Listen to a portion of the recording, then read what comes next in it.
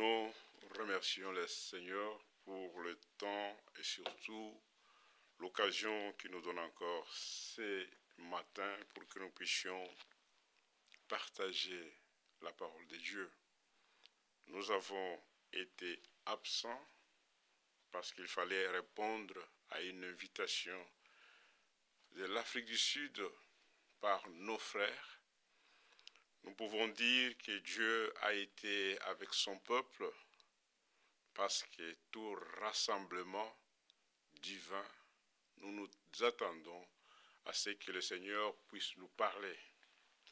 Nos remerciements vont tout droit aux frères qui ont organisé cette rencontre fraternelle. Il y avait des frères de Soweto, des frères de Benoni, les frères de Djobour et les frères de Cape Town. Nous disons que le nom du Seigneur soit loué. En toute chose que nous faisons dans la maison du Seigneur, toute action que nous posons, c'est seulement que la gloire puisse lui venir à Dieu seul. Vraiment, nous pouvons dire que le corps de Christ est tellement grand. C'est un corps du Seigneur. Et ce corps a plusieurs membres. Il y a des membres que nous avons déjà connus, que nous connaissons encore. Et il y a des membres que nous allons encore connaître avant le retour du Seigneur dans cette chair. Il y a les autres que nous allons voir lorsque le Seigneur viendra dans un corps glorifié à la résurrection des morts. Et nous qui sommes vivants, nous serons changés. Il y a des gens que nous verrons quand le Seigneur viendra. Mais Dieu nous donne encore cette occasion, avant son retour, de voir des frères qui croient la même parole, qui ont le même sentiment, qui ont le même esprit pour l'avancement, pour la communion fraternelle. Je peux prendre d'abord, pour appuyer ce que j'ai dit, lisons 1 Corinthiens chapitre 12. Nous sommes un corps. 1 Corinthiens chapitre 12, nous saluons le frère, l'homme de Dieu, Isaac Moubengaï, qui est avec nous en direct. Il dit, Saudações cordiales. Merci mon frère. Il y a Olivier Kabongo qui dit, salutations fraternelles à toute l'église. Arnold Kalemaz, il dit, je vous salue tous dans le nom précieux de notre Seigneur et Sauveur Jésus-Christ. Amen. Nous saluons aussi les frères. Nous sommes de cœur avec vous. Et ceux qui vont encore entrer, nous avons dit que malgré le voyage a été long, c'était un voyage de 15 heures du temps, mais nous sommes encore en force.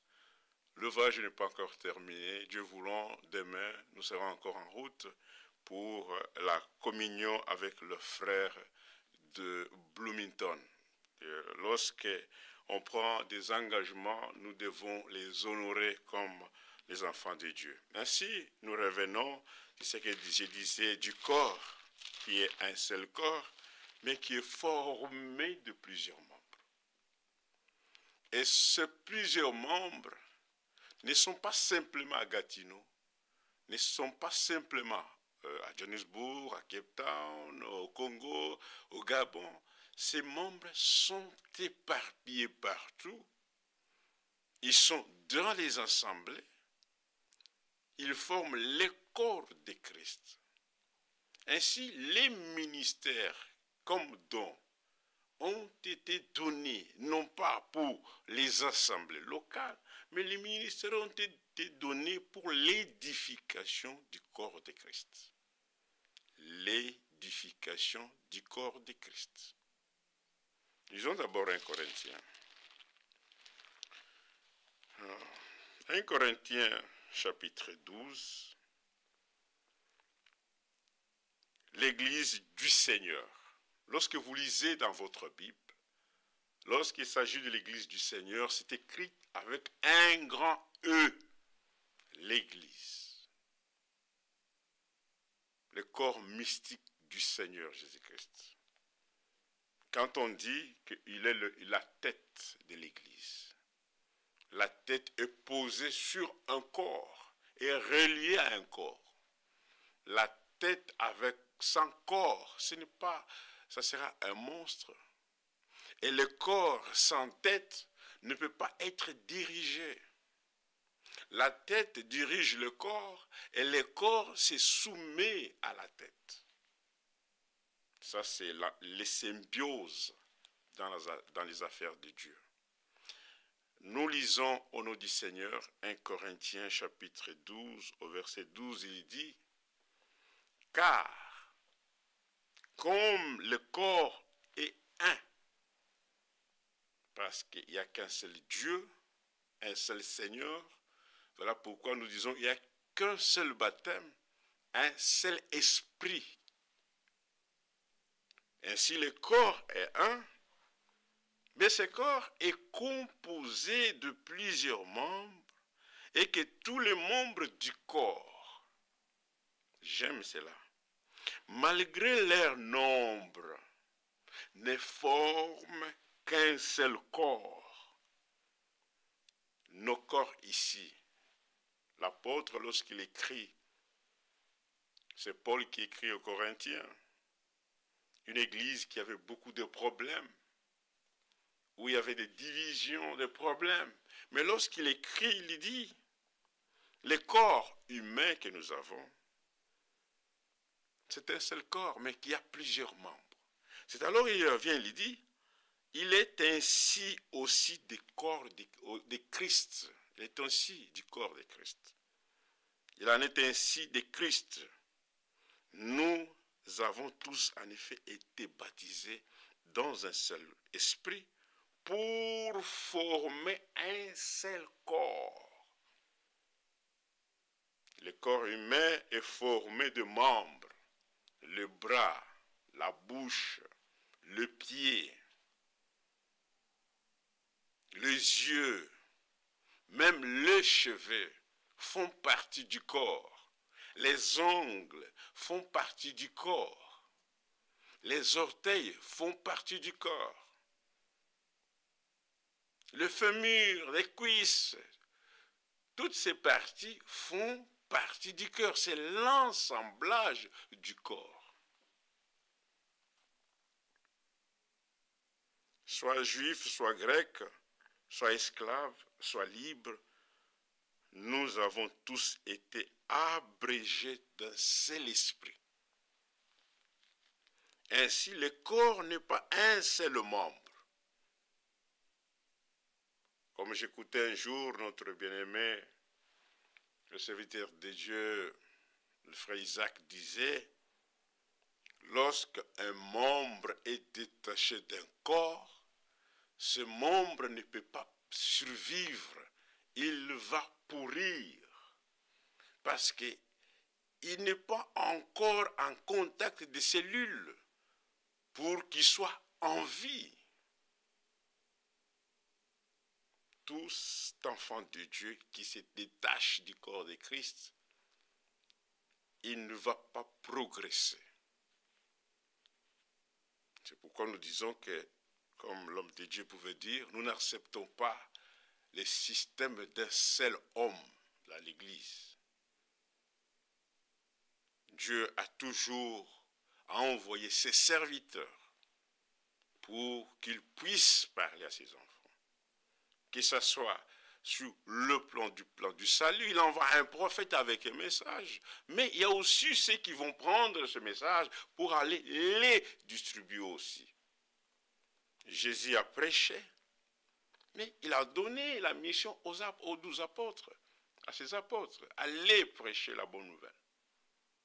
Nous voyons Moïse, mais il y a aussi des gens qui ont accompagné Moïse. Le corps est un seul corps, mais avec plusieurs membres. Ainsi, le corps n'est pas un seul membre, mais il est formé de plusieurs membres. Si les pieds disaient, parce que je ne suis pas une main, je ne suis pas du corps, ne serait-il pas du corps pour cela? Et si l'oreille disait, parce que je ne suis pas un œil, je ne suis pas du corps, ne serait-il pas du corps pour cela? Si tout le corps était l'œil, où serait lui? Si tout était oui, où serait l'odorat? Maintenant, c'est bien dit, on prend des exemples de notre corps propre. Si tous les corps pouvaient se donner, s'attribuer que moi je suis la main, mais quelle serait la place de la bouche? Il y a un ordre dans le corps, et si Dieu a disposé cela pour qu'il n'y ait pas un désordre, voilà pourquoi Paul pouvait dire, Dieu est un Dieu d'ordre et de paix. Il a mis l'ordre dans la création, même dans l'achèvement de la création naturelle. Il y a eu un développement, il y a eu un commencement et il y a une fin. Ainsi, nous sommes conscients et nous avons cette ferme conviction que l'Église du Seigneur, les élits de Dieu, verront la pleine restauration totale dans le corps de Christ. Les élits, ils vont expérimenter la restauration totale dans le corps de Christ, y compris de l'achèvement. Lorsqu'on parle, lorsque le Seigneur achève, il prend son Église. Il achève et il le prend. Parce que lorsque nous regardons dans la Bible, Genèse chapitre 2, il acheva. Et lorsqu'il a achevé, il est allé se reposer. L'achèvement du corps de Christ, l'achèvement de l'Église du Seigneur n'est pas l'affaire d'un individu. Ce n'est pas l'affaire d'une Église, mais c'est l'affaire de Dieu. Il le fait avec qui? Il le fait et il le fera avec le membre de son Église. Ça, c'est l'achèvement. C'est Dieu qui achève. C'est pourquoi nous devons savoir, bien-aimés dans le Seigneur, comme le corps de Christ. Maintenant, nous devons savoir que nous sommes un corps, mais avec plusieurs membres. Et chaque membre, Dieu nous l'a donné pour être utile, non pas pour une personne, mais nous sommes utiles dans l'œuvre du Seigneur. Où est sujet de pouvoir écarter les autres et de pouvoir aimer les autres. Paul pouvait dire, quand j'étais un enfant, je pouvais parler comme un enfant. Mais au moment où nous sommes parvenus, lorsque nous avons grandi, Dieu nous a envoyé un message biblique que nous appelons le message révélé de Dieu, afin que nous ayons l'intelligence et la sagesse. Le message est venu pour les enfants de Dieu, ceux qui sont nés de Dieu, qui ont un nouveau cœur, un nouveau esprit. Le corps est un et a plusieurs membres. Il ne peut pas y avoir de guerre les uns envers les autres. Nous pouvons dire que c'est le travail de l'ennemi. C'est le travail de l'ennemi. Et là, est-ce que c'est un homme qui doit provoquer cette restauration? Non. Est-ce que c'est un groupe de gens qui va provoquer l'achèvement de l'Église? Non. Mais hélas, nous parlons de cela. Nous voyons ce qui se passe. Nous disons, mes frères bien-aimés, faisons attention. Comme des véritables sentinelles, à la sentinelle il a été dit, sentinelle, qu'en est-il de la nuit? Et la sentinelle doit répondre, doit parler. Nous avons déjà reçu la parole révélée. Lorsque nous voyons des situations qui ont des situations de désordre au milieu de nous, mais levons nos voix, parlons, pour que Dieu puisse ramener ceux qui sont à lui. Dans chaque ville, il y a des problèmes, des désordres, dans chaque pays. Voilà pourquoi le Seigneur dit, nous devons parler. Nous devons crier. Nous devons crier. verset 16 de la lettre de Pierre, de Paul aux Corinthiens, chapitre 12. Et si l'oreille disait, parce que je ne suis pas un œil, je ne suis pas du corps, ne serait-il pas du corps pour cela? Maintenant, le verset 18, il dit, mais Dieu, pas un homme, Dieu a placé chacun de membres dans le corps. Seigneur, merci. Parce qu'il s'agit de l'affaire de Dieu qui place ce membre dans son corps, par son pouvoir, par son vouloir. Dieu a placé, il place, il met dans son corps, il place, il lui dit, toi, Pierre, tu restes ici, Jacques, tu feras ce travail. Regardez ce que les enfants d'Israël sont rentrés pour la reconstruction, que vous lisez Néhémie, Esdras. Ce sont des types qui nous montrent comment ces gens-là ont travaillé. D'abord, Néhémie dit, qui est celui de Dieu qui puisse s'élever et venir pour que nous puissions aller reconstruire? Voilà, j'aime cela. Et quand ils sont venus, tout le monde n'était pas des charpentiers, tout le monde n'était pas de peintres, tout le monde, c'est lui qui sait que travailler, chacun, dans la construction de l'œuvre, dans la construction du temple, Seigneur. Il y avait des hommes qui étaient habiles pour l'ouvrage. Le problème, c'est que nous devons nous demander, est-ce que suis-je habile pour cet ouvrage? Peut-être toi tu es là, tu es simplement le peintre dans la maison de Dieu.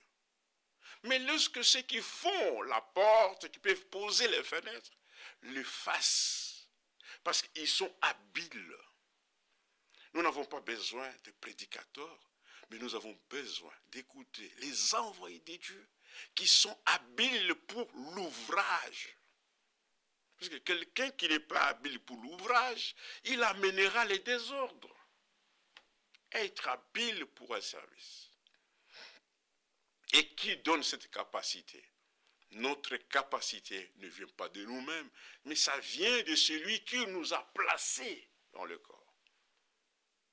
Seigneur, merci parce que lorsque nous lisons un seul de versets, les Écritures, nous comprenons ta pensée exactement. Celui qui est né de Dieu doit comprendre la pensée exacte de Dieu. Et si nous pouvons nous poser la question, pourquoi Dieu m'a placé dans son corps et quel travail que je dois accomplir?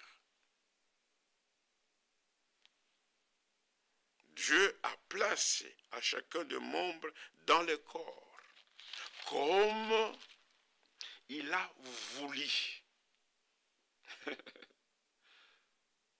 Si c'est Dieu qui a voulu que ce frère apporte la parole, mais où est mon problème? C'est le choix de Dieu. L'Église du Seigneur, c'est le choix de Dieu. Comme je l'avais dit, nous ne sommes pas dans la vision des hommes, mais nous sommes dans le plan de Dieu. Afin que nous acceptions à pouvoir marcher avec la volonté de Dieu, à obéir dans la volonté de Dieu. Dieu a placé selon son vouloir. Il dit, si tout était un seul membre, où serait le corps? Mais maintenant donc, il y a plusieurs membres et un seul corps. L'œil ne peut pas dire à la main, oh là là. L'œil ne peut pas dire à la main. Un frère dans le ministère ne peut pas dire à l'autre comme nous les voyons, comme nous les constatons, comme nous écoutons. Le diable est dans le camp. Pour qu'il puisse sortir, il faut que nous mettons, il faut que nous apportons la parole de Dieu. Il y a déjà des coquettes sauvages dans le camp. Seigneur, fais-nous grâce. L'œil ne peut pas dire à la main, je n'ai pas besoin de toi. ni la tête et dire aux pieds, je n'ai pas besoin de vous. Oh frère, l'Esprit parle. C'est le même esprit lorsque Paul écrivait aux Corinthiens, parce qu'il avait vu qu'il y avait déjà des désordres au milieu des deux. Les hommes meurent, mais l'esprit reste. Ton œil peut-il dire à ta main que je n'ai pas besoin de toi? Non. Parce que ça fait la beauté du corps. Là, vous allez entendre dire, ah, il a un corps parfait. Mais ce corps-là, Dieu l'a fait comme cela, pour que le membre entré puisse, nous sommes serviteurs les uns envers les autres, être serviteurs de l'autre membre du corps. Je n'ai pas besoin de toi. Ça s'est passé à Corinthe. Oh, je n'ai pas besoin de pied, mais tu ne vas pas marcher. Lorsque vous écartez un membre du corps, au corps, le corps devient déformé. Il y a une déformation. Ceux qui ont étudié la médecine connaissent. Il y a une déformation. Mais il y a l'handicap, le corps est handicapé si un membre est retiré du corps. Oh là là. Verset 22, il dit, mais bien plutôt les membres du corps qui paraissent être le plus faibles sont nécessaires. Et ce que nous estimons être le moins honorable du corps, nous les entourons d'un plus grand honneur. Il y a le corps, le membre du corps que nous voyons, mais il y a les autres membres que nous cachons, que nous mettons encore des sous-vêtements pour cacher cela. Nous cachons ces membres-là, les plus inférieurs. Pour que cela ne puisse pas donner honte. Pourquoi nous les cachons? Parce que nous aimons ces membres-là. C'est pour qu'ils puissent donner... Et on lave cela, oh bien-aimés. Vous comprenez ce que je veux dire? Oh là là. Et ce que nous estimons le moins honorable du corps, nous les entourons. Où est cet esprit d'entourer le corps qui édifie l'église du Seigneur? Voilà pourquoi le Saint-Esprit nous a dit, ne parlons pas mal contre les autres, mais portons les autres dans notre cœur. Si tu n'es pas en mesure de parler en bien de ton frère, à son absence, ne parle pas, ne parle pas. Tu es en train de détruire, tu te détruis toi-même et tu détruis aussi l'œuvre du Seigneur. Une petite chose peut être dite contre un frère. Si quelqu'un reçoit ça, ça prendra beaucoup de temps pour que cela soit enlevé dans le cœur de celui qui a écouté. Comprends humblement comment tu as mis les désordres, les dégâts. Et tout cela, Satan veut simplement que tu puisses tuer l'influence de ton frère. Et quand tu parles, et après, qu'est-ce que toi tu as reçu? Même si lui est laissé à prêcher. Est-ce que tu ne prêcheras pas comme lui? Oh là là. Ainsi, nos membres les moins décents reçoivent plus d'honneur, tandis que ceux qui sont décents n'ont pas besoin. Dieu, j'aime quand Paul écrit. Il n'a pas dit moi Paul, j'ai fait. Il dit Dieu a disposé le corps de manière à donner plus d'honneur à ce qui manquait. Afin qu'il n'y ait pas de division dans les corps. Voilà le diagnostic. Lorsqu'on diagnostique les corps, on voit qu'il y a des membres qui se tiraillent eux-mêmes, on se sépare, on ne veut pas de membres. J'ai dit ceci, mes bien-aimés dans le Seigneur. Avec l'Internet, il est difficile que tu peux fermer ta porte pour que quelqu'un ne puisse pas venir prêcher. Mais tu ne fermeras pas le téléphone des brebis. Parce qu'ils ont des applications. Ils les écoutent. Vous comprenez? Nous ne sommes pas à 1800 et quelques. Mais avec le téléphone qu'ils ont, Ils écoutent des prédications des autres, mais tandis que la porte de l'assemblée locale est fermée. Voilà comment est-ce que les brebis s'édifient elles-mêmes. Ils commencent maintenant à aller prendre une nourriture parce que la porte est fermée. Hélas, tout ce qui est comme barrière, nous demandons que le Seigneur brise cela, qu'il brise nos cœurs, qu'il brise notre manière de voir, que nous puissions nous humilier à sa décision divine. Il a placé mon frère. C'est lui qui a placé mon frère. Ce n'est pas moi qui a placé le frère. Si le frère apporte la parole de Dieu, et cela édifie l'église du Seigneur, où est mon problème? Les grands problèmes, c'est quoi? Quand on veut prendre tout pour lui, et qu'on puisse le exalter, qu'on puisse parler de toi. Laissons que Jésus-Christ soit sur la bouche de ses enfants, comme Jean pouvait dire, que je puisse diminuer et que lui puisse croître. C'est cela que le Seigneur veut. C'est cela que le Saint-Esprit fait en ce moment ici. Frères bien-aimés, prenons quelque chose. Ça, c'est le corps. Si nous lisons aussi, regardez Éphésiens. Je vais prendre Éphésiens. Regardez Éphésiens 4. Je vais lire ça. Dieu qui a disposé. Éphésiens 4. Regardez. Verset 9. Verset 7 ici. Il y a beaucoup. Chaque écriture donne un peu. Regardez ce qu'il dit. Je vous exhorte donc, moi les prisonniers dans le Seigneur. C'est que Paul, lorsqu'il se donne, il s'identifie comme un prisonnier, c'est qu'il n'était pas en liberté comme nous voyons aujourd'hui dans le monde ecclésiastique. Un prisonnier est soumis aux lois, au temps. Et il a même une tenue qu'il porte, qui est différente de la tenue sociale ici.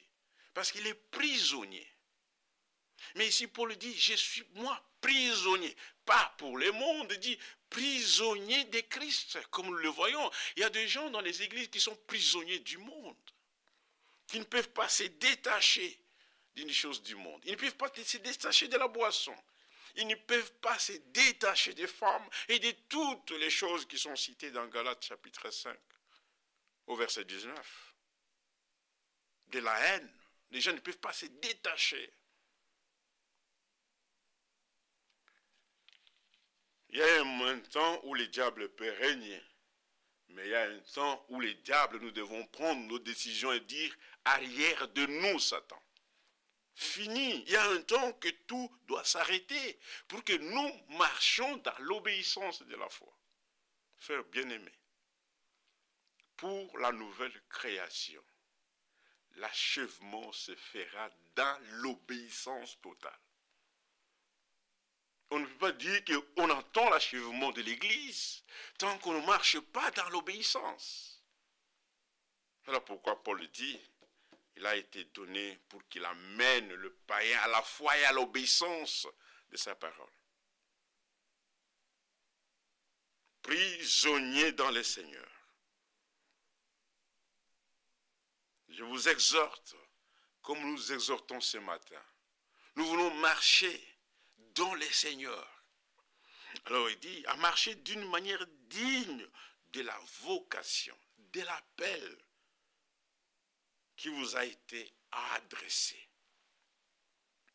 En toute humilité et douceur, avec patience, vous supportons les uns avec les autres.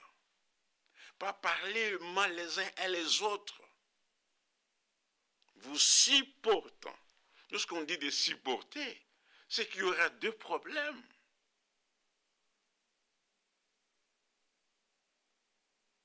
Oh Seigneur, donne-nous la patience.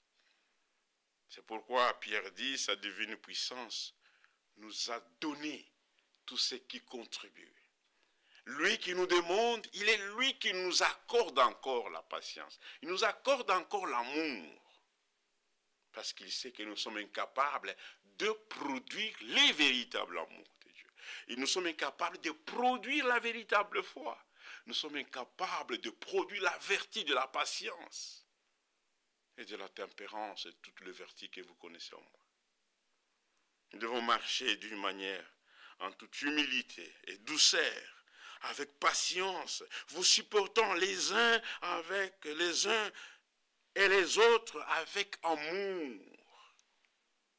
Vous efforçant de conserver, parce que c'est une chose qui est pour les autres, ils voient que c'est impossible. Mais nous devons conserver cette unité. Ah Seigneur, quand je me trouve avec mes frères, il dit Seigneur, voilà, mes frères que tu m'as donnés. Tu m'as donné. Tu me les as imposés. Parce qu'ils sont nés de toi. Et moi, je suis engendré de toi. Nous formons un corps. Aïe Seigneur. Vous efforçant de conserver l'unité de l'esprit. Pas l'unité de langue ni de tribu. Le Seigneur est en train d'édifier son église. Il n'édifie pas les assemblées. Il n'unit pas les assemblées, mais unit son corps, ses membres. Les assemblées, il y a trois sortes de croyants. Nous devons conserver l'unité de l'esprit. Ah là là, ah là là, il y a deux frères qui nous ont écrit, je vais voir. Laissez-moi.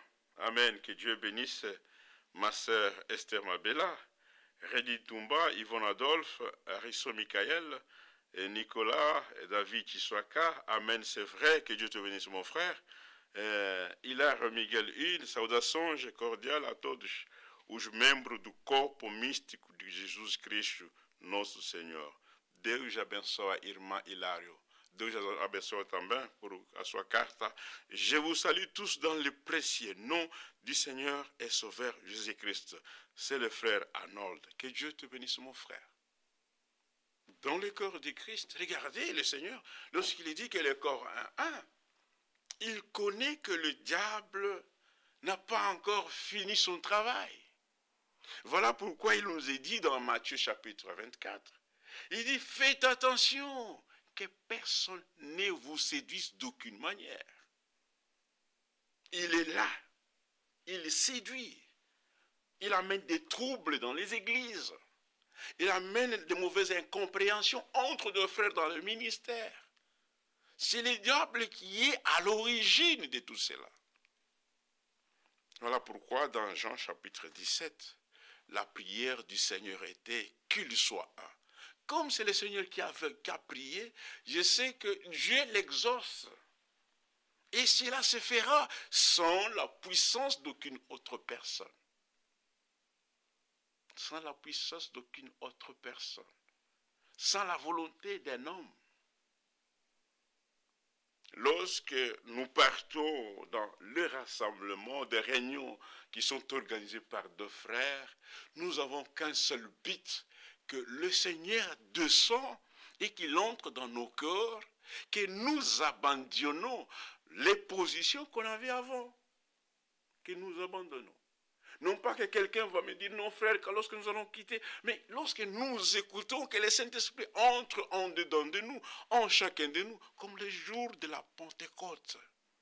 La Bible dit, ils eurent le cœur vivement touché. Mais comment tu peux être dans l'église? Comment tu peux écouter la parole de Dieu? Tu n'as jamais été touché par la parole. Il faut que la parole touche. Pourquoi? Parce que le Seigneur est en train de tailler son église. Éphésiens chapitre 5. Il est en train de laver cette église. Il lave. Je demande chaque jour, lorsque je me trouve avec mes frères, même à la maison, je dis Seigneur, lorsque j'écoute un frère apporter la parole, je dis Seigneur, lave-moi, enlève-moi tout ce qui ne vient pas de toi. Parce que je veux me trouver ces jours-là devant toi. Nous avons des comptes à rendre, non pas avec des hommes, Nous avons des comptes à rendre avec les seigneurs. Voilà, comme j'ai cette responsabilité, comme enfant des dieux, comme tu as cette responsabilité, enfant des dieux, qui est engendré par la parole, sache que tu auras des comptes à rendre avec ton Seigneur. Et ayant cette position, nous devons savoir comment je dois me comporter. Oh bien-aimé dans le Seigneur, dans ces temps de l'achèvement, de la restauration de son Église, le Seigneur est en train de faire un ménage dans son Église à lui. Il fait un ménage, pas un homme qui fait le ménage. C'est Dieu qui fait, et c'est lui qui le fait dans son Église. Continuons. Nous efforçons de garder l'unité de l'esprit par le lien de la paix. Il y a un seul corps, un seul esprit. Comme aussi vous avez été appelés à une seule espérance, par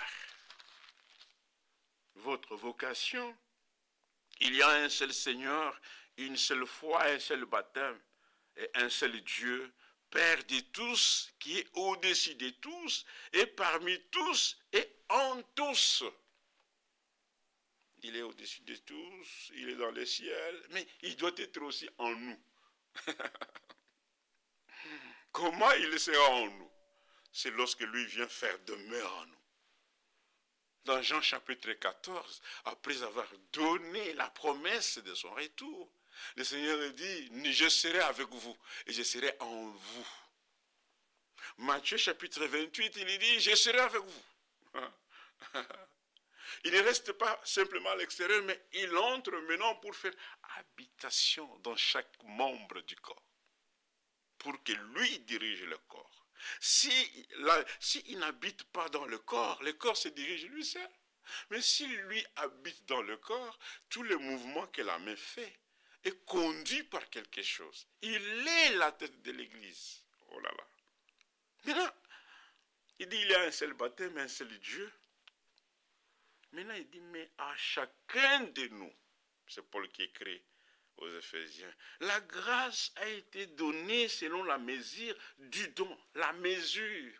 On ne dit pas la plénitude, c'est une mesure qu'on t'a donnée. Dieu est juste, hein? Il a pris dans sa mesure, il a pris une quantité, il a dit ça c'est pour le prophète du Malachie 4. Il prend une mesure, il dit, ça c'est pour ceux qui vont prendre ces messages et aller les donner aux autres. Chacun a une mesure. On t'a donné une partie, tu n'as pas la plénitude.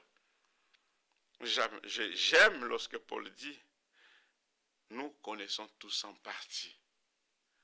Oh là là, il ne suffit pas simplement qu'on connaisse beaucoup, mais ce que je connais doit me rapprocher davantage à notre Seigneur. Va me rapprocher, il faut que cela nous rapproche de la volonté parfaite de Dieu.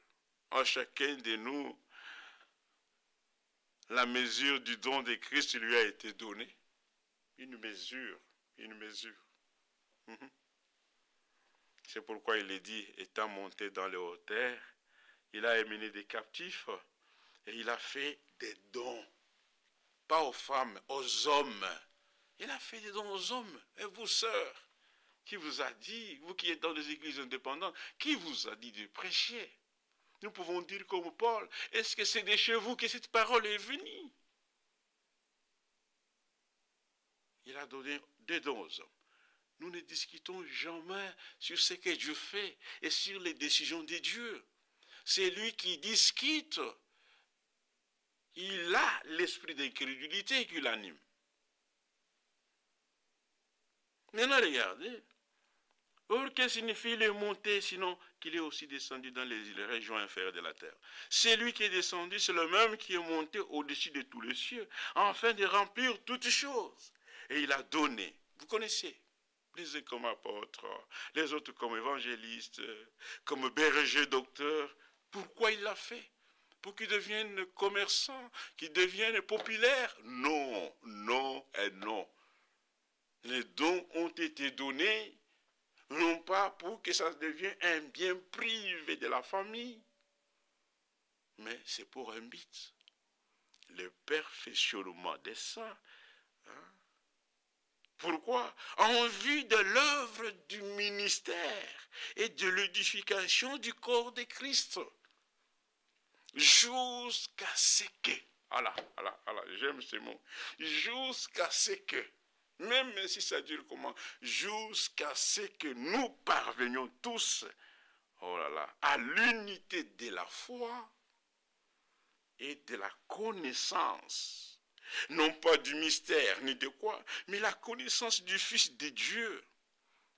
En quel état que nous allons le connaître? À l'état d'homme fait à la mesure de la stature parfaite de Christ.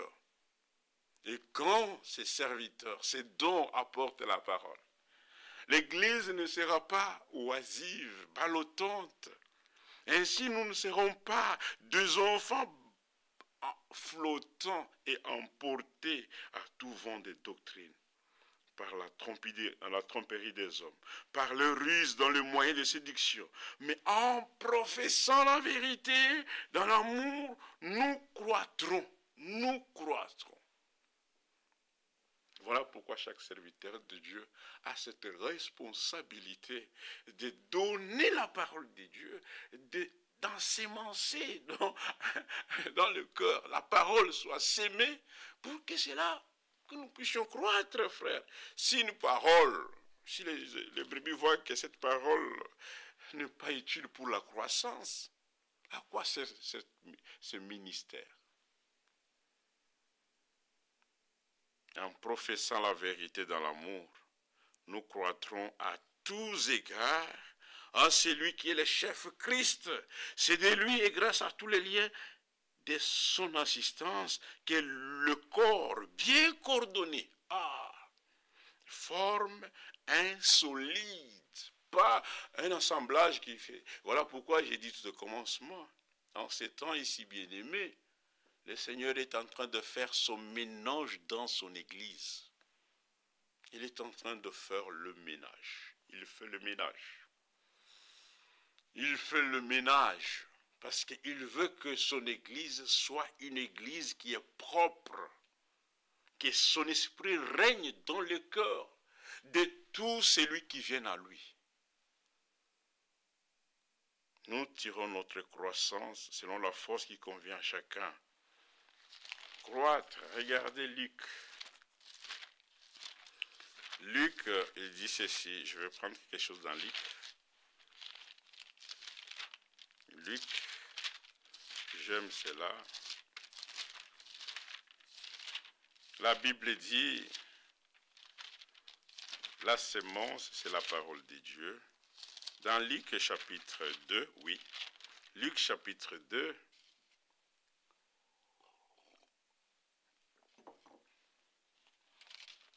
si Jésus croissait, mais toi et moi, nous devons aussi croître. Regardons dans la vie naturelle. Nous naissions, on grandit, il y a un développement et nous devenons des adultes. Le Seigneur ne viendra pas prendre une église qui ne grandit pas. Il s'agit d'une action de mariage.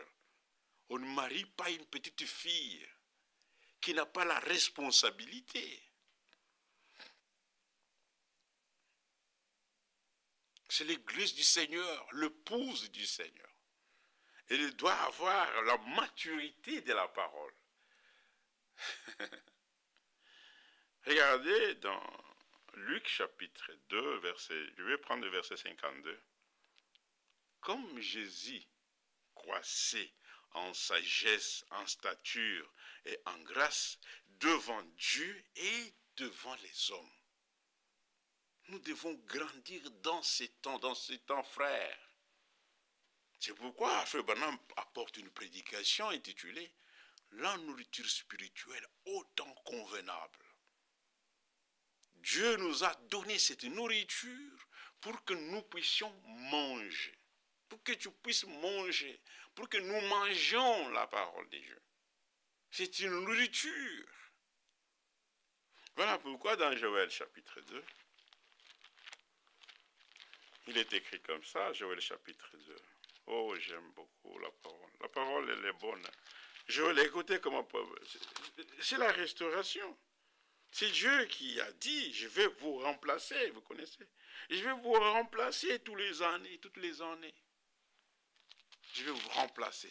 Quand on parle de Dieu, c'est le Seigneur, lui, c'est Dieu qui le fait.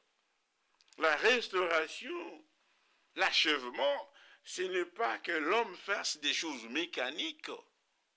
Même en ce qui concerne la puissance de Dieu dans son Église, nous devons nous attendre à lui seul qu'il puisse le faire. C'est lui qui le fait par sa force. Il va créer des choses comme les dénominationnels. Il va commencer à faire tomber les gens, les enfants de Dieu. Ils écoutent la parole, mais ils restent patients, comme Jacques l'a dit. Soyons patients, frères, jusqu'à l'avènement du Seigneur. Ne faisons pas des choses mécaniques. Il y a des gens qui font là, qui veulent transformer les gens, qui veulent sauver des gens. Non, cela va échouer. Soyons patients. Il a dit, je vous remplacerai. Je rétablirai. Ce n'est pas un homme, c'est Dieu qui le fait dans son Église, qui le fait avec ses membres, son corps. Il le fera. Soyons patients. Lorsque quelqu'un manque la patience, voilà pourquoi les gens qui sont dans les églises indépendantes, ils le fabriquent. Aujourd'hui, il y a eu des prophéties qui sont sorties pour les élections en RDC. Tous les pasteurs ont dit des choses. Ils les ont parlé devant le média. On a distribué cela. Mais après tout, on n'a rien vu ce qui s'est passé. Ce qui a été dit, ainsi dit le Seigneur. Là, nous comprenons que ce n'est pas Dieu qui a parlé. C'est que cet homme qui a dit, qui a donné des mauvaises prophéties, des fausses prophéties, il est animé d'un mauvais esprit. Il est animé. Tous ces pasteurs qui ont apporté de prophéties concernant les élections au nom de Dieu. Dieu ne s'occupe pas de la politique. Qui ont parlé au nom de Dieu. Et cela ne sait pas. Il faut que si l'Église est bien enseignée, il faut qu'on puisse prendre ces gens-là, ces imminents pasteurs, et qu'on puisse les imposer les mains. Ils sont animés de mauvais esprits. Ils ont parlé. Je leur parle pourquoi? Parce qu'ils ont parlé au nom de l'Éternel. Quand tu touches Dieu, tu nous touches aussi. Tu parles au nom de quel Dieu? C'est lui le Dieu de la Bible, le Créateur, notre Dieu, notre Père. Oh là là.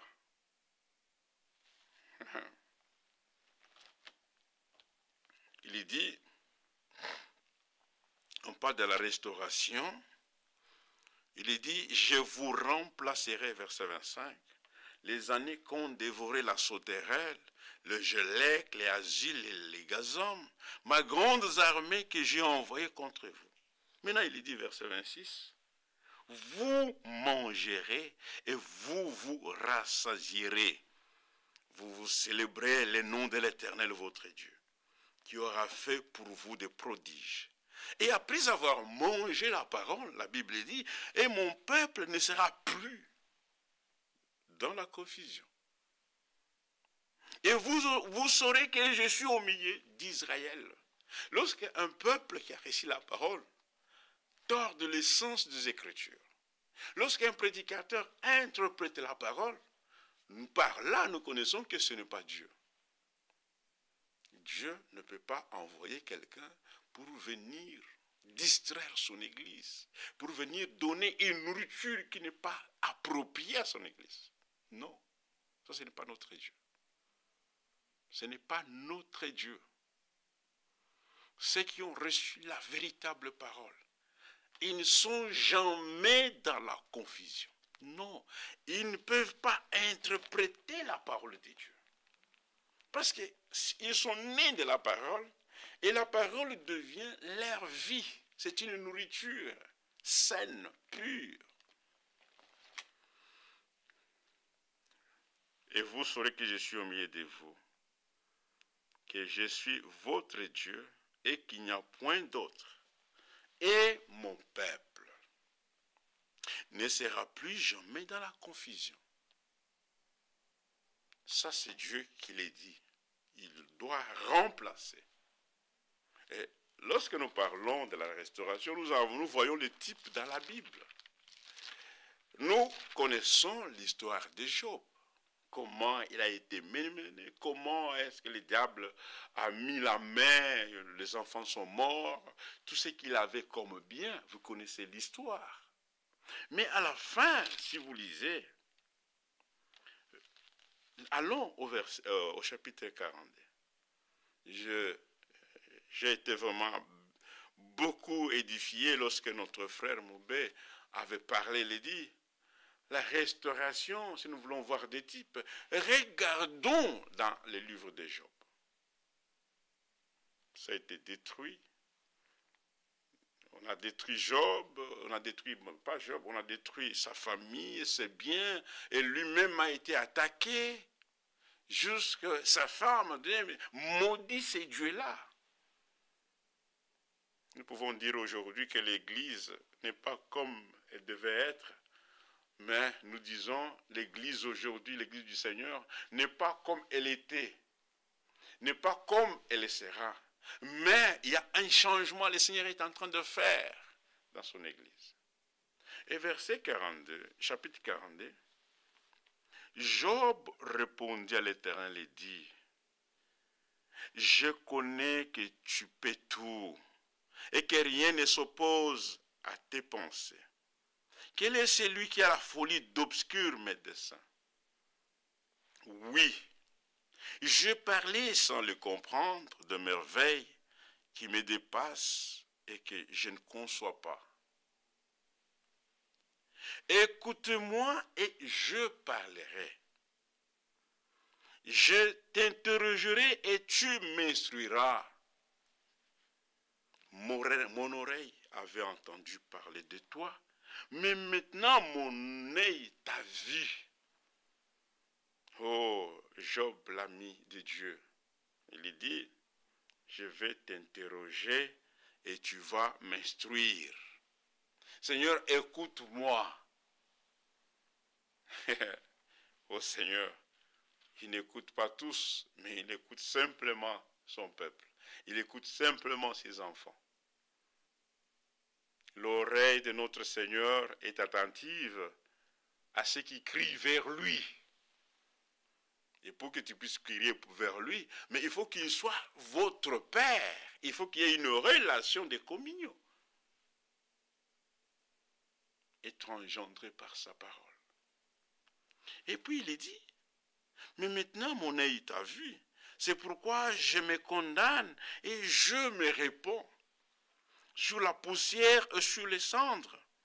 Verset 7, il est dit, maintenant, il commence à rétablir Job. Il dit, après que l'Éternel lui a adressé ces paroles à Job, il dit à Eliphaz de Thémat, ma colère est enflammée contre toi et contre tes deux amis, parce que vous n'avez pas parlé de moi avec droiture, comme l'a fait mon serviteur. Parlons avec droiture. Parlons la parole de Dieu avec droiture. N'ayez jamais aucune autre idée lorsqu'on apporte la parole. Soit pour avoir l'argent, soit pour avoir la popularité, ou soit lorsqu'on prêche, on veut détruire le frère, que lui puisse disparaître. Les amis de Job, ils étaient là seulement pour condamner Job. Est-ce que tu as fait ça? Si comme ça, notre Dieu n'est pas comme ça. Mais en tout cela, Job était resté intègre. Il n'a pas bougé. Il a dit, mais parce que vous n'avez pas parlé de moi avec droiture comme l'a fait mon serviteur, Job, prenez maintenant cette taureau et cette bélier, allez auprès de mon serviteur Job, et offrez pour moi un holocauste. Job, mon serviteur, priera pour vous. Voilà pourquoi nous devons être attention. Un jour, lorsque j'étais avec Frère Franck, je me souviens sacré-fête, dans une réunion avec des serviteurs, Monsieur Mobois, voilà, nous avons beaucoup de frères qui nous écrivent. Mwamba Chungu, que Dieu te bénisse, frère Mwamba, Aboubakar Traoré, côté Samsung Isha, regarde avec nous plusieurs frères qui nous regardent en ce moment. Nous parlons de la restauration, de l'achèvement du corps de Christ. Nous ne parlons pas de l'achèvement des assemblées, nous parlons de l'achèvement du corps de l'Église du Seigneur. Pour que nous puissions comprendre cela, il y a des types qui sont écrits dans la Bible par lesquels nous voyons un exemple complet. Et cela nous donne encore l'espoir, l'espérance que ce que Dieu a dit dans sa parole reste vrai et il va exécuter cela. Et puis il dit, bon, allez maintenant. C'est pourquoi nous devons faire attention. Je voulais dire, un jour, notre frère bien-aimé Walfranc, qui nous disait dans une réunion, j'espère que c'était en 2004 à Crefeld, dans les sous-sols. C'était une réunion de serviteurs. Il dit, bien-aimé dans le Seigneur. Je n'ai jamais oublié cela. Il dit, Dieu ne nous condamne jamais, ne nous jugera jamais sur ce qu'une personne a dit sur nous. Je le répète, Dieu ne te jugera pas sur ce qu'un homme a dit te concernant. S'il était comme cela, il devait prendre toutes les choses que les gens disent là, les médisances et autres, et établir un jugement. Mais il n'est pas un Dieu comme cela. Voilà pourquoi il dit dans Ésaïe, il dit, vos voix ne sont pas mes voix. Vos pensées ne sont pas mes pensées.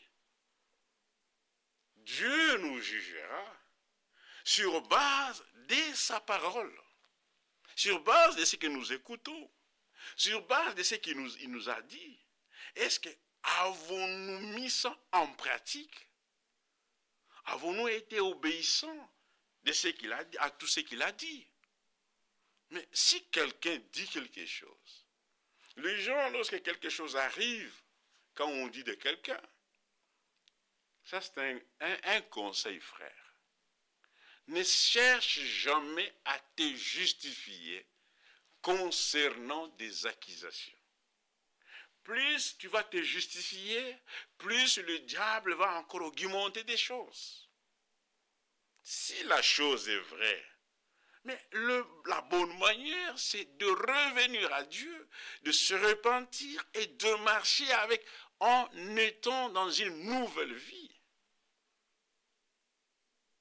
Mais lorsqu'on va prendre tout son temps à pouvoir se justifier, vous voulez que les gens puissent connaître que tu es une bonne sœur, tu es un bon frère, tu es un homme vraiment né de nouveau. Ne vous justifiez jamais contre des accusations.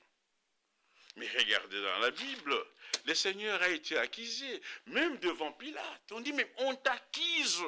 J'ai le droit de te relâcher. La Bible dit, il n'a rien parlé, ni fait sortir de sa bouche. Parce que c'est lui qui accuse, accomplit l'œuvre de Satan, l'accusateur de frère. Mais quand nous lisons cela, c'est comme, mais tu es aussi frère, tu es sœur, il va t'accuser. On va faire des choses de médisance sur toi. On va médire, on va dire des choses. Nous devons passer par là, frère bien-aimé. Tu dois passer par là pour que cette parole qui est dite, c'est lui qui va vaincre, arriver à la fin de toutes choses, surmonter Ne pas répondre des injures par injures. Ne pas répondre, prendre des écritures, ne pas... Il ne faut jamais, mon frère, ma soeur, se justifier à une accusation. Tu te fais mal pour toi, pour rien. C'est un temps perdu. Job est resté calme jusqu'à ce que Dieu lui a donné raison, parce qu'il a agi avec droiture.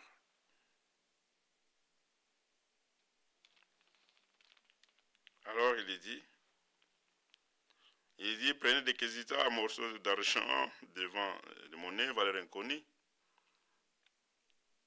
Ils ont parlé selon leur folie, car vous n'avez pas parlé de moi avec droiture, comme l'a fait mon serviteur Job. Elias, de Tamat, de Bildad, de Choaz, et soit tous les noms Naaman allèrent et firent comme l'Éternel les avait dit. Et l'Éternel eut égard à la prière. Donc ce temps de l'achèvement, de la restauration, que chacun de nous ait un comportement comme des enfants de Dieu. Pas le comportement de la vengeance, non, non, non, de la vengeance, non. C'est lorsque, regardez comment Dieu a fait, ils sont allés devant Job, et Job a commencé à prier. Il a prié. Il fallait qu'il puisse... C'était le seul moyen qu'il soit pardonné par le Seigneur, par Dieu. Allez-y devant lui, qu'il prie pour vous. C'est pourquoi la Bible dit, prions les uns pour les autres. Cet homme Job, de l'Ancien Testament. Mais c'est que toi tu as une régénération par l'Esprit de Dieu. Tu as le Saint-Esprit avec toi. Pourquoi tu vas te comporter comme celui qui parle mal de toi? Une erreur est toujours corrigée par la parole de Dieu. Que l'Esprit de Dieu saisisse chacun de nous, que nous puissions savoir que nous n'appartenons pas nous-mêmes, même si les gens viennent avec des choses, même si la guerre, le combat, nous devons garder notre position.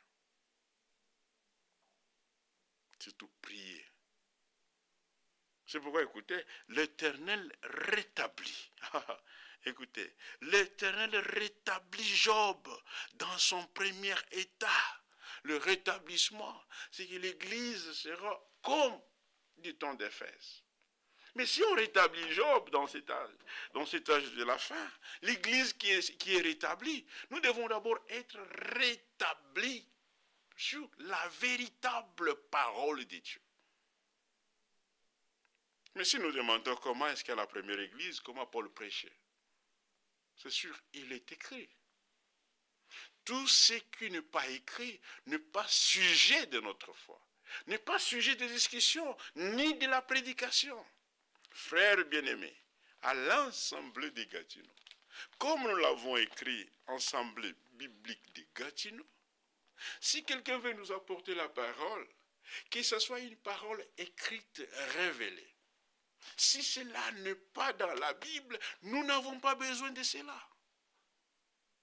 Et j'ai toujours dit, comme Paul a dit aux Romains, que toute la parole, Romains chapitre 3, je ne me trompe pas, ou chapitre 4, que toute la parole de l'homme soit reconnue comme mensonge. Seule la Bible est la vérité. Voilà ce qui nous différencie avec beaucoup de gens. Ainsi, nous ne sommes pas dans une moitié prédication. Nous nous apportons le plein évangile. Dans ce temps de la fin, nous devons recevoir le plein évangile comme cela est apporté. Pas simplement choisir l'évangile qui vous convient à vous. Parce qu'il y a des gens qui se spécialisent. Ah là là, ah là là. Dans ces temps, le Seigneur ne veut pas que... Ne te spécialise jamais, jamais, jamais. Là, lui, il est fort en prêchant dans l'église. Il est fort dans le mariage de ceci. Il est fort dans la sanctification. Ça, ce n'est pas Dieu. Il est fort, c'est seulement l'intellectualisme qui anime les gens. Alors moi, j'ai compris bien sur le choix d'une épouse. Un véritable enfant de Dieu, un véritable serviteur de Dieu, il est équilibré. Nous commençons maintenant la parole. Dans ces temps de la restauration et de l'achèvement de l'Église par le Seigneur lui-même, l'Église épouse le corps du Christ. Il faut que nous soyons rétablis et être équilibrés par sa parole. Et nous devons apporter le plein évangile, pas la moitié. Si tu apportes la justification, tu l'apportes d'un seul côté, mais accepte aussi qu'on apporte l'autre moitié que tu ne connais pas. C'est ça les grands problèmes. Laissez-moi vous dire, c'est ça. Il y a le plein évangile. Toi, tu connais la sanctification d'un point de vue là où tu connais. Mais accepte aussi qu'on apporte la parole de Dieu de l'autre point de vue, selon Dieu, que toi tu ne connais pas, pour que cela soit le plein évangile. Tu apportes sur la nouvelle naissance, mais laisse qu'on apporte l'autre côté. Oh là là, oh là là, oh là là. Le plein évangile. Nous l'avons dit, mes frères bien-aimés. Job a commencé, il a prié. Et la Bible dit, verset 10, l'Éternel rétablit Job dans son premier état, comme Job y prie, quand Job y priait pour ses ennemis. Et l'Éternel lui accorda les doubles de ce qu'il avait possédé. L'Église est rétablie. Nous sommes dans l'œuvre du Seigneur. Et pour faire l'œuvre, il faut que nous regardions le modèle. Un Chronique. Un Chronique. Oh là là, un Chronique chapitre 28. J'aime cela. C'est David qui dit à Salomon, son fils.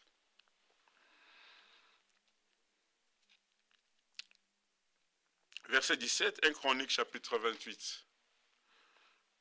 Nous avons été absents, mais nous sommes venus.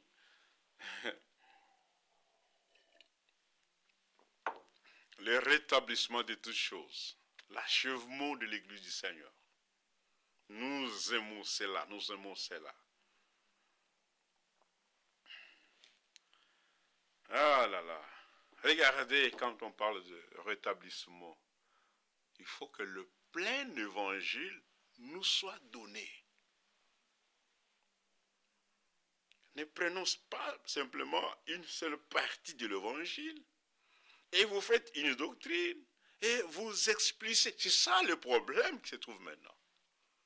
Il y a les gens qui apportent simplement une partie de l'évangile, mais ils lancent l'autre partie. Mais lorsqu'on apporte l'autre partie, au lieu d'être patient, nous avons dit, lisons, avant de revenir dans un Chronique chapitre 28, lisons d'abord Jacques. Ça, c'est un conseil. Regardez ce que Jacques dit. J'aime cela. Jacques parle quelque chose. J'aime lire cela. Jacques. Lisons Jacques. Jacques dit ceci. Jacques chapitre 5. Soyons donc patients. Si un frère apporte quelque chose, ne sois pas pressé de le condamner ou de lui donner des noms. Les noms viennent parce que les gens ont apporté une moitié de l'évangile. Mais dans ce temps où nous sommes frères, nous avons besoin pleinement du plein évangile. Pas une moitié, du plein évangile. Pas la moitié. Du plein évangile.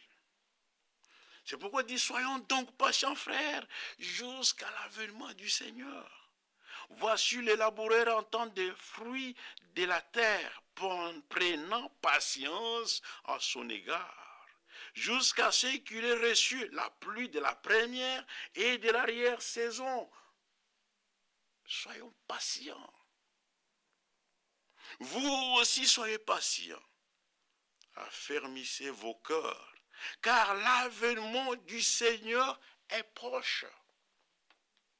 Nous voyons tout ce qui se passe dans le monde. L'avènement de notre Seigneur approche. C'est pourquoi il nous est demandé, soyons patients. Si quelqu'un manque la patience, il dit, ne vous plaignez pas les uns contre les uns des autres, frères, afin que vous ne soyez pas jugés. Dans une véritable réconciliation, c'est le pardon qui est important. Lorsque les hommes veulent se réconcilier avec Dieu, Dieu ne nous juge pas quand nous voulons être réconciliés avec lui.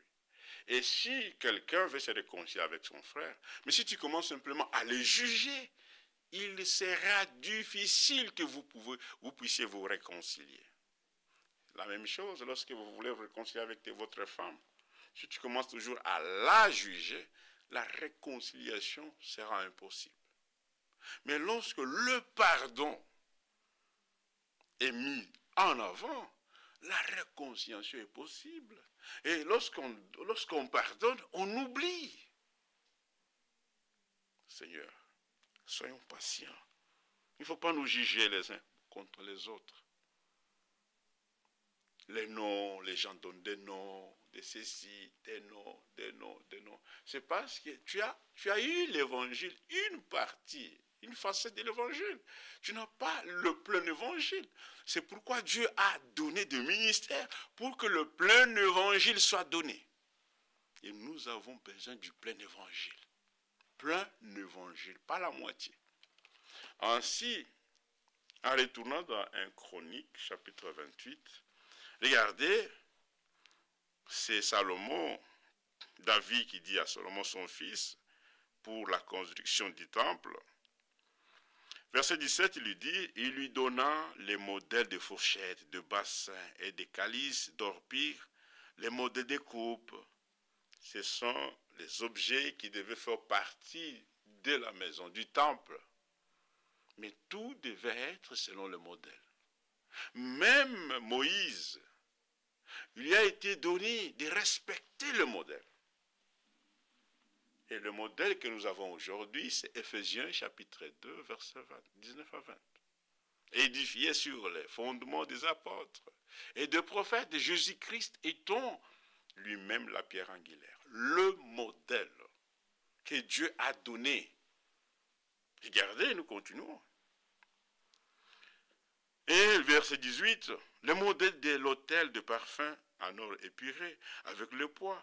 Il lui donna encore le modèle du char, des chérubins d'or, qui étaient leurs ailes et couvert l'arche de l'alliance de l'Éternel.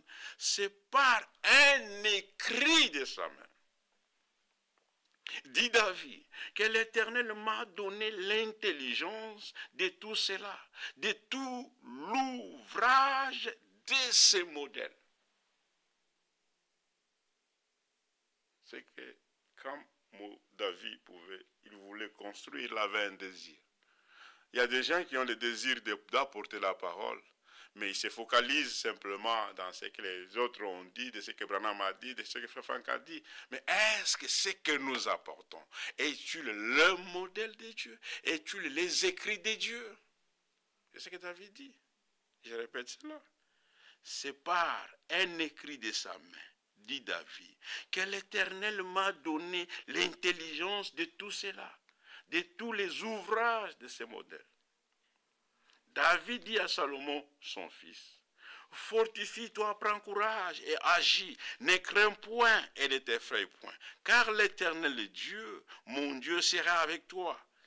Il ne te délaissera point, il ne t'abandonnera point, jusqu'à ce que tout l'ouvrage pour les services de la maison de l'Éternel soit achevé. L'achèvement. Tout l'ouvrage doit être achevé. Mais il faut tenir d'abord compte du modèle qui a été donné. Dieu achève ce qu'il a commencé. Ce que lui n'a pas commencé, il ne peut pas achever.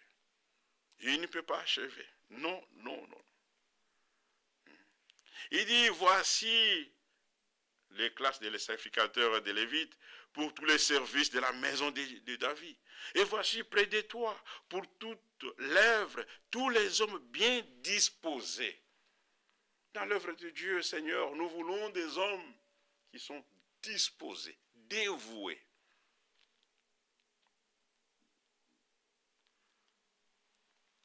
Et habiles dans toute espèce d'ouvrage, les chefs et tous les peuples dociles à tous tes ordres. Nous devons être dociles à la parole de Dieu. Regardez ce que Paul dit à Timothée.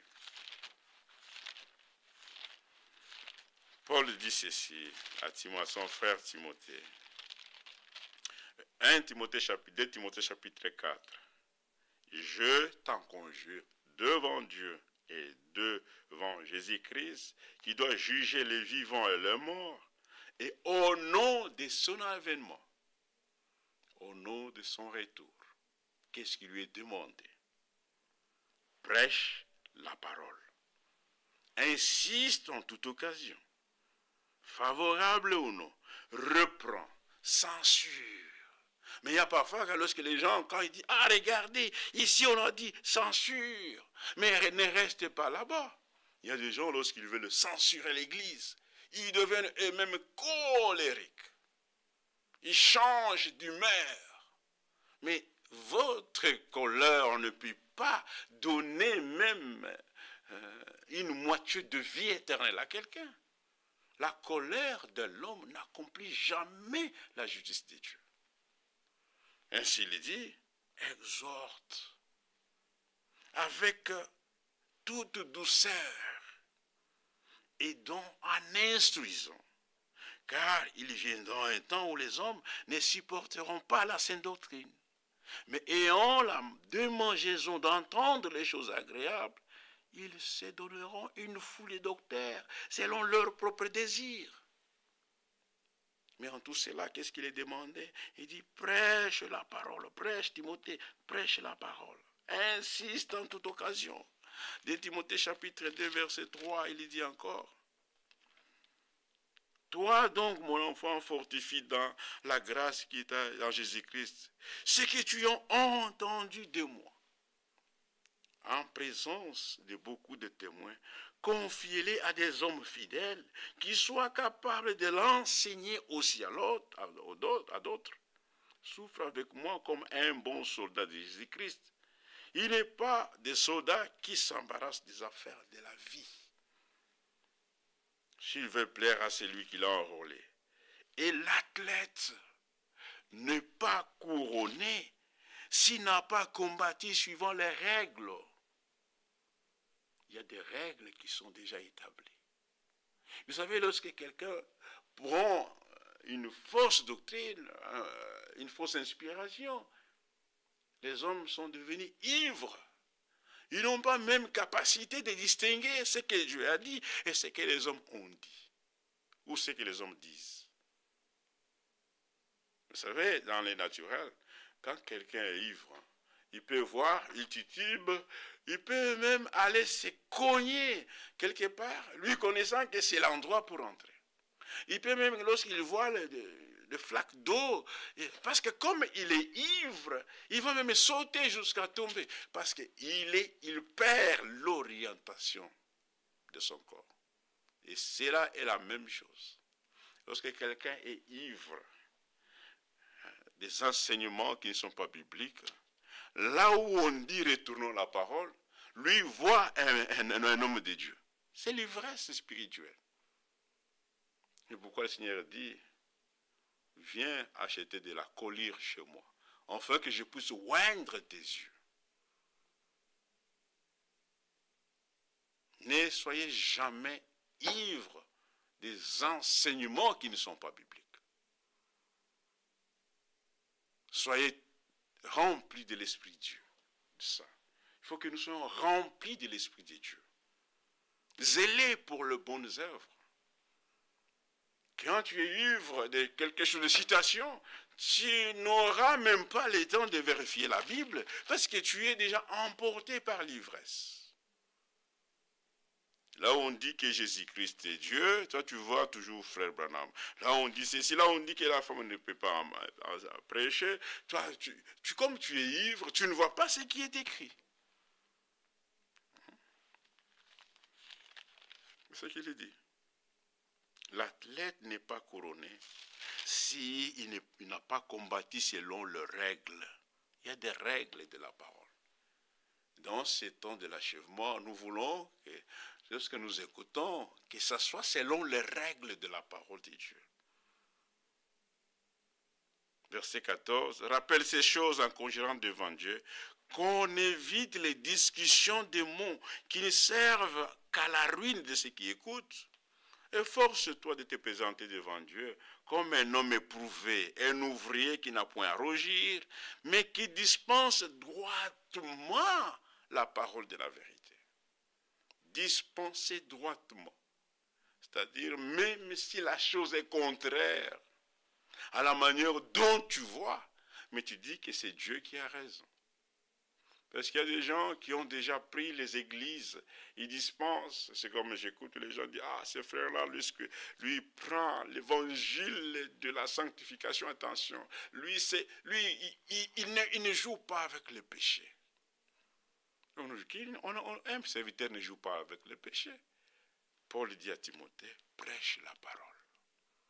Dans ces temps que nous sommes, mes frères, notre Seigneur est en train de faire un ménage. Il ne veut pas que nous puissions nous fabriquer nous-mêmes, bricoler des choses. Il y a des églises qui sont bricolées. Laissons les bricolages. Ne bricolons pas. Laissons que le Seigneur lui-même construise son église, qu'il puisse édifier cette église. Si vous voulez bricoler, vous allez vous bricoler une église pour se faire un nom. Lorsque le Seigneur était sur la terre, il était une solution. Et lorsqu'il a été là, un jour, il est entré dans le temple et a trouvé que les gens... Oh là là, je me souviens de ça. Matthieu 21. Regardez, comme j'ai dit, il est en train maintenant de faire un ménage dans son église. C'est le Seigneur qui le fait. Matthieu chapitre 21, oui. Et quoi c'est là? On va bientôt finir. Que le Seigneur bénisse mon frère Joe Kabbalah, qui a émis beaucoup de gens nous suivant en ce moment. Que Dieu vous bénisse. Regardez l'attitude du Seigneur lorsqu'il a écouté. Regardez Matthieu chapitre 21. Je crois que c'est là. Oui, Matthieu 21, oui. 21, verset 12. C'est lorsqu'il était sur la terre, dans cette chair, il est entré, nous lisons, Jésus entra dans les temples de Dieu. Il chassa tous ceux qui vendaient et qui achetaient dans les temples. Il renversa les tables des changeurs et les sièges de vendeurs de pigeons. Il leur dit, il est écrit, ma maison sera appelée une maison de prière. Mais vous en faites une caverne de voleurs. Il a mis de l'ordre. C'est pourquoi il dit à Timothée, sache comment il faut se conduire dans la maison de Dieu, qui est l'appui et la colonne de la vérité. Nous devons savoir comment nous conduire dans la maison de Dieu. Acceptons la correction. Acceptons le ménage que le Seigneur est en train de faire dans son église. C'est pourquoi, Psaume 85, nous allons terminer par là, on a beaucoup parlé, parce que demain, nous devons faire le voyage. Il dit, venez,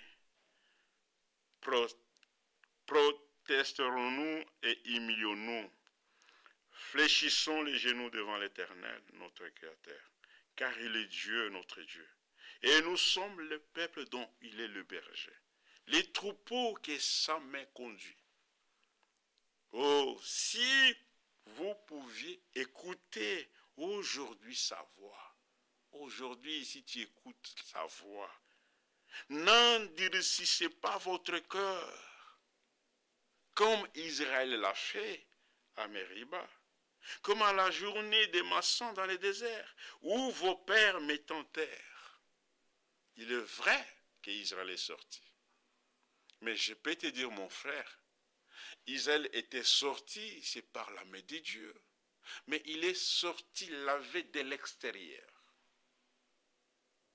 Voilà pourquoi ils se sont endurcis. Ils étaient endurcis. Parce que de l'extérieur, ils étaient des enfants de Dieu. Mais à l'intérieur, il y avait l'endurcissement. La parole n'avait pas trouvé l'effet. Faire attention. Israël est sorti.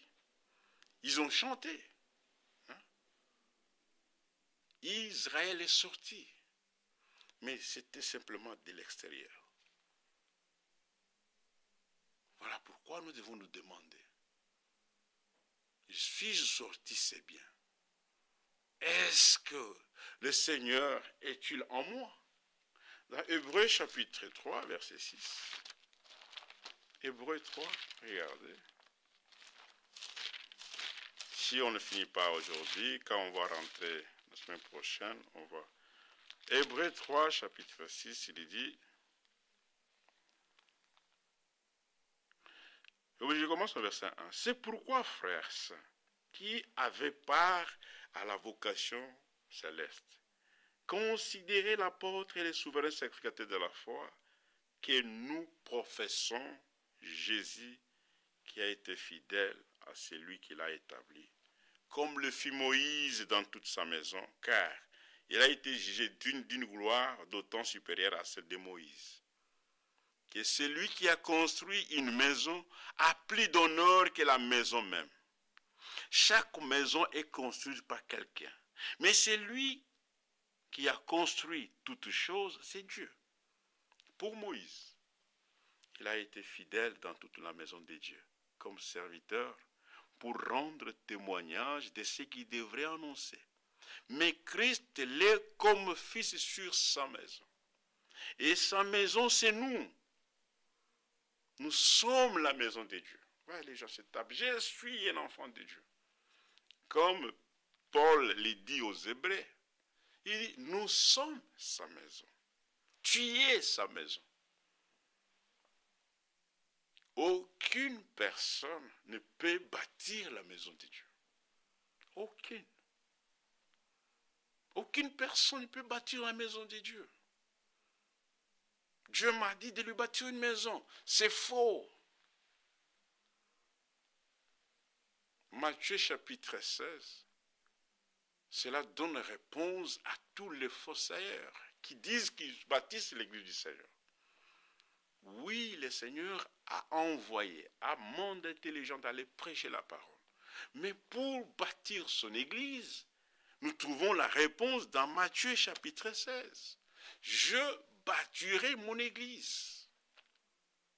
Et dans Actes, il est dit, dans Ésaïe, quelle maison me bâtirez-vous? Quelle maison me bâtirez-vous? Aucun homme sur la terre ne peut bâtir la maison de Dieu. C'est le Seigneur qui bâtit lui seul sa maison. C'est pourquoi il a dit, quelle maison me bâtirez-vous? Le ciel est mon trône, la terre est mon marchepied. Quelle maison vous allez me bâtir? Quelle maison? Et sa maison, c'est nous. Pourvu que nous retenions fermement jusqu'à la fin la confiance et l'espérance dont nous nous glorifions. Il dit, c'est pourquoi, selon que dit le Saint-Esprit, aujourd'hui, si vous entendez sa voix, regardez, il y a un peuple qui a écouté la voix de l'Éternel. mais qui était endurci. Voilà pourquoi nous aimons, nous disons, le message du temps de la fin vient nous ramener. D'abord, il touche nos cœurs. Le cœur est la paix. Dieu, lui, quand il veut parler, il ne nous parle pas par la tête, mais il touche d'abord le cœur. Dans Actes, il dit, le jour de Pentecôte, ils eurent le cœur vivement touché. Est-ce que, frère, ma soeur, lorsque tu écoutes la parole, est-ce que ça te touche? Parce qu'il y a des gens qui viennent à la parole, qui écoutent, mais en sortant, c'est comme, ils sont venus simplement à faire une présence à l'église. Nous n'avons pas besoin de présence, mais nous avons besoin que les enfants de Dieu, lorsqu'ils viennent en présence, qu'ils écoutent la parole, qu'ils puissent bénéficier. Vous êtes héritiers et héritières. Il s'agit de bénéficiaires de bénédiction de Dieu, de toutes les promesses de Dieu. Mais si tu viens simplement écouter dans ta présence, mais tu ne reçois rien, à quoi sert de laisser la maison avec le froid, la tempête de neige, venir en assemblée, rester 2 heures, 3 heures, et retourner sans pour autant recevoir quelque chose? Nous devons retenir. Nous ne pouvons pas endurcir nos cœurs, comme lors de la révolte. Ils ont tenté le Seigneur. N'ayons jamais un cœur mauvais. Verset 12, il dit, regardez au verset 10, aussi je fus irrité contre cette génération et j'ai dit, ils ont toujours un cœur qui s'égare. Ils n'ont pas connu mes voies. Nous sommes dans les temps de connaître les voies du Seigneur. Voilà pourquoi dans Ézéchiel 36, c'est une promesse pour chacun de nous. Il a dit, je vous donnerai un cœur nouveau. Un esprit nouveau. Pourquoi? Pour que nous puissions recevoir et accepter la parole du Seigneur. Israël n'avait pas un cœur nouveau. Voilà pourquoi aucune personne, aucun enfant d'Israël dans l'Ancien Testament a appelé Dieu son Père. Mais il ne pouvait pas appeler parce que tout a commencé dans la nouvelle alliance. C'est ainsi, je dis tout à commencement, dans cette nouvelle création. Lorsque Dieu veut achever cette nouvelle création, il nous est demandé à chacun de nous d'être obéissant à toute la parole de Dieu. Pour que nous recevions, nous puissions expérimenter une pleine restauration de sa parole, nous devons accepter d'abord la parole tout entière, le plein évangile. Être obéissant à sa parole. Avoir un cœur changé. Parce que celui qui écoute la parole à l'extérieur, il est semblable aux enfants d'Israël. Ils sont sortis simplement de l'extérieur. Ils n'ont pas connu mes voies, j'ai juré dans ma colère qu'ils n'entreront plus tous dans mon cou.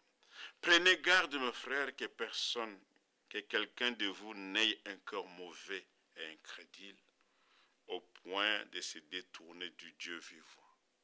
Mais exhortez-vous les uns et les autres chaque jour, aussi longtemps qu'on peut dire aujourd'hui, afin qu'aucun de vous n'endurcisse par la séduction du péché. Car nous sommes devenus participants de Christ, pourvu que nous retenions fermement jusqu'à la fin l'assurance que nous avions au commencement, pendant qu'il est écrit aujourd'hui, si vous entendez sa voix, n'endurcissez pas vos cœurs comme lors de la révolte. Aujourd'hui, nous sommes au temps de la fin, du temps de la fin. Le Seigneur veut achever son œuvre. l'œuvre qu'il a accomplie par l'homme Jésus-Christ dans cette nouvelle création.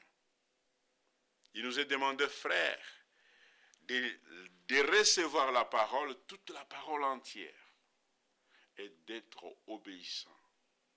C'est lui qui n'est pas né de Dieu. C'est pourquoi Pierre dit, je vais finir par là, ô Seigneur, Pierre,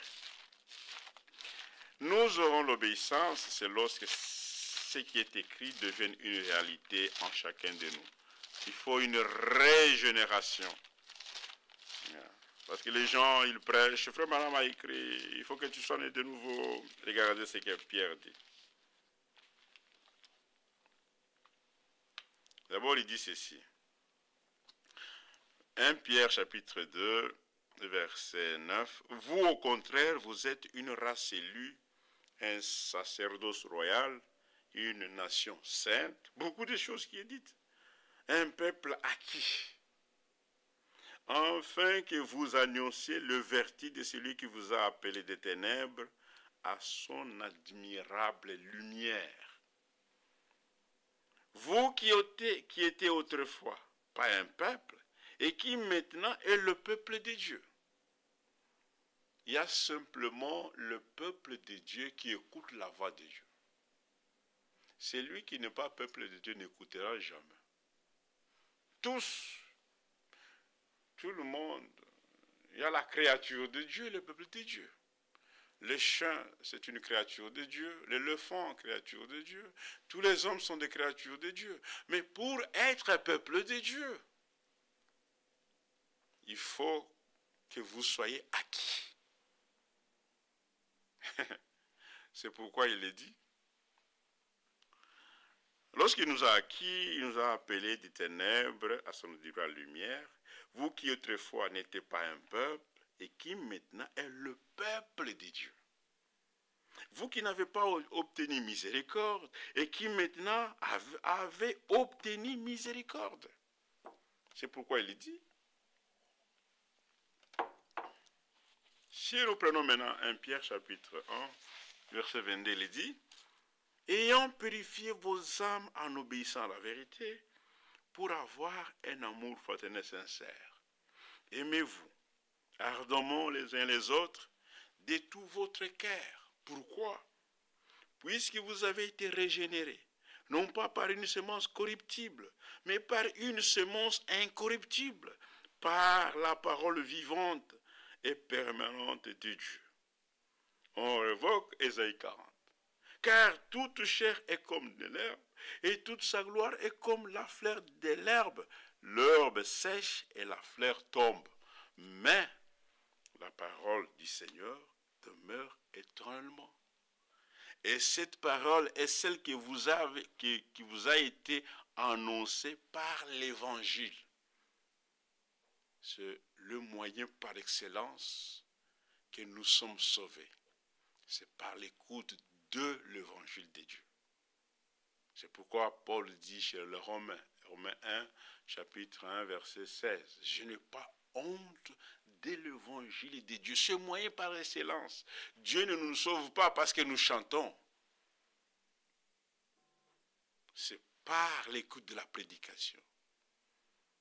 L'Évangile de Dieu. Le plein Évangile. Pas l'Évangile à moitié. Ésaïe 40, il dit, une voix dit, crie. Que crierai-je? Toute chair est comme de l'herbe. Autrefois n'était pas un peuple, mais aujourd'hui nous sommes un peuple. Pas le peuple canadien, pas le peuple congolais, pas le peuple français. Nous sommes, tu es peuple de Dieu. Et étant un peuple de Dieu, nous avons nos règlements intérieurs. Dans le royaume de Dieu, voilà la constitution. Voilà la parole de Dieu qui nous conduit dans toute la vérité.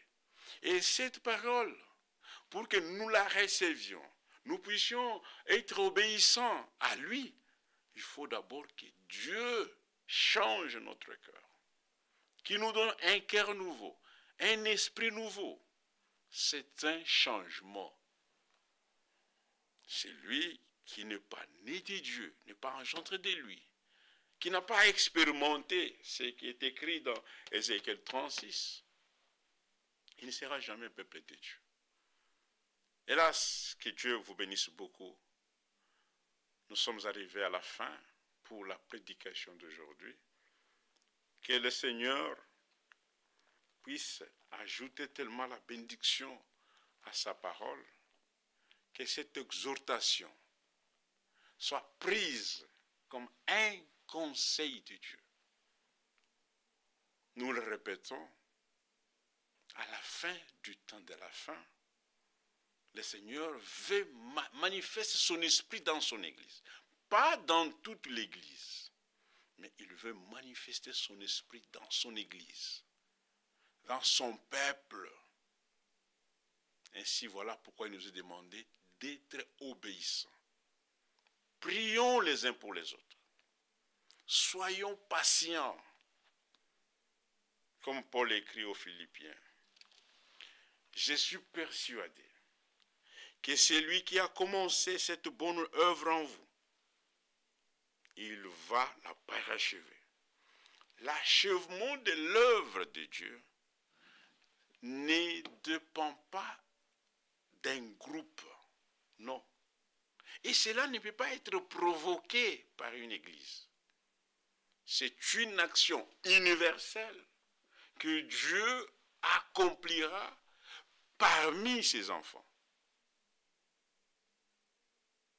Mais en ce temps ici, lorsque nous écoutons la parole, nous voulons marcher avec lui, être obéissants. Il a achevé l'œuvre de la création, il achève aussi l'œuvre de la rédemption. L'œuvre de la rédemption a été déjà achevée à Golgotha. Maintenant, cela nous est donné afin que nous puissions recevoir ce qui a été déjà fait pour nous. Voilà pourquoi on prêche la parole. Lorsque nous apportons la parole de Dieu, les gens qui viennent pour prendre le baptême, ils ne sont pas sauvés les jours-là. Ils ont été déjà sauvés. Mais en ces jours-là, la parole vient toucher leur cœur. Ils veulent maintenant entrer en possession du salut. Le salut est déjà accompli. Le Seigneur dit tout est accompli. Maintenant, il y a de cela 2000 ans. Maintenant, lorsqu'on apporte la parole, le croyant, le Fils de Dieu, veut maintenant entrer en possession du salut. Qui a été? Nous ne sommes pas sauvés maintenant. C'est pourquoi chaque enfant de Dieu qui écoute la vraie parole est dans l'obligation d'entrer en possession de l'héritage de Dieu, de ses promesses. Nous devons expérimenter tout ce que Dieu a dit nous concernant. Nous devons expérimenter dans nos corps, en nous-mêmes comme des enfants de Dieu, et dans l'Église. Et avant que cela puisse se manifester dans l'Église, il faut que cela se manifeste d'abord en nous, que chacun de nous expérimente un renouvellement intérieur, que chacun de nous soit obéissant à la parole de Dieu. Les rachetés doivent avoir la réalité. Voilà, nous sommes dans la phase où toute chose doit devenir réalité pour notre marche. La naissance de notre Seigneur était une réalité. Sa mort, une réalité. Sa résurrection, une réalité. Maintenant, nous qui avons reçu cette parole, ne restons jamais simplement dans la théorie. Nous devons entrer en possession de notre nouvelle naissance, avoir la foi que je suis déjà pardonné, justifié. Le Seigneur habite en moi. C'est une confiance. Que nous ayons la foi parfaite, c'est pourquoi Hébreu dit, or sans la foi, personne ne peut pas être agréable à Dieu. Sans la foi, personne ne peut être agréable à Dieu. Il y a des choses qui doivent se manifester dans l'Église universelle, mais en ce temps, il y a des choses que chacun de nous doit expérimenter en lui, comme maison de Dieu, la nouvelle naissance, le changement, un nouveau cœur, un nouveau esprit, l'habitation de Dieu en nous. Parce que tout cela, Dieu fait que nous, parce qu'il y a un but qu'il va poursuivre. Pourquoi parler de la grande puissance qui va venir, tant qu'en soi, on n'est pas participant? Voilà, c'est pourquoi il dit ceci.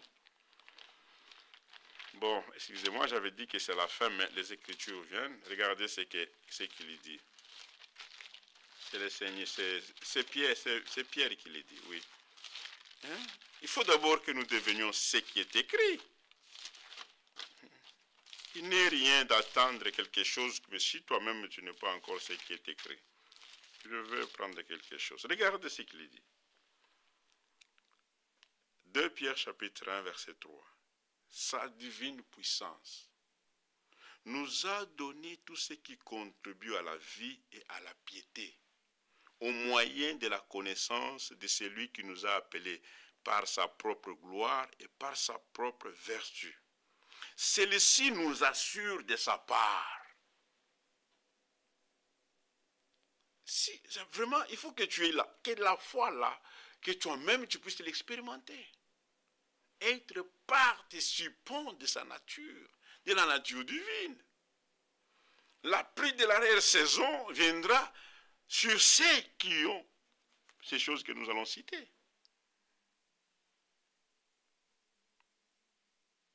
Ceci nous assure de sa part, afin que par elle vous deveniez